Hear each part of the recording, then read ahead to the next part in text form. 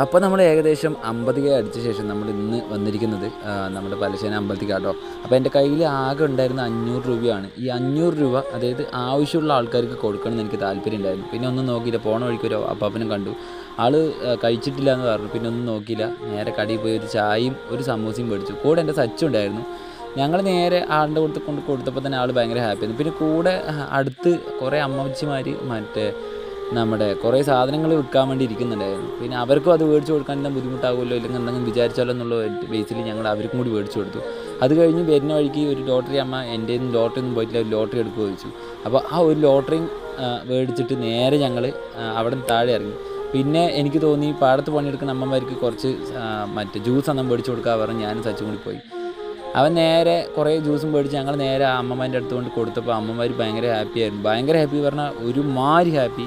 ഇതിൽ വേറെ ഹാപ്പി ഞാൻ എവിടെയും കണ്ടിട്ടില്ല. അപ്പോൾ ചാനൽ